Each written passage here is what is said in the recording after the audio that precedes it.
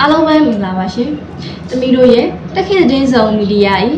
ရုပ်သံသတင်းများကိုကြည့်ရှုအားပေးရရှိသောရဟန်းရှိသူပြည်သူများအားလုံးကိုအထူးပဲကျေးဇူးတင်ရှိပါကြောင်းဦးစွာပြောကြားလိုပါတယ်ရှင်။သမီးတို့ရဲ့ YouTube Channel ဟာအခက်အခဲမျိုးကြောင့်သတင်းတင်ဆက်မှုတက်ကြမှုဖြစ်ခဲ့ပါတယ်ရှင်။ဒီနေ့ချိန်မှာစ၍နေ့စဉ်ပုံမှန်တင်ဆက်သွားမှာဖြစ်ကြောင်းအသိပေးအပ်ပါတယ်ရှင်။သမီးတို့ရဲ့သတင်းဌာနကိုအဖက်ဖက်မှအားပေးကူညီလျက်ရှိသောပြည်သူများအားအထူးပဲကျေးဇူးတင်ရှိပါတယ်ရှင်။ပြည်သူများအတွက်အကျိုးရှိစေမည်တက်ခေတ်မီဒီယာရဲ့ကဏ္ဍအလိုက်ဖော်ပြမှုများကိုကြည့်ရှုအားပေးနိုင်ရဲ့အတွက်သမီးတို့ရဲ့ YouTube Channel ကို Like and Subscribe ပြုလုပ်ခြင်းဖြင့်အားပေးကြပါရင်လေးစားဖြင့်အသိပေးလိုက်ပါတယ်ရှင်။ကမ္ဘာလောကတစ်ခွင်ရှိကမ္ဘာသူကမ္ဘာသားများအားလုံးစိတ်ဤချမ်းသာခြင်းကိုယ်ဤကျန်းမာခြင်းနှင့်အစီအမြန်ပြည့်စုံနိုင်ပါစေကြောင်းသမီးတို့ရဲ့တက်ခေတ်သတင်းဆောင်မီဒီယာမှဆုမွန်ကောင်းတောင်းပေးလိုက်ပါတယ်ရှင်။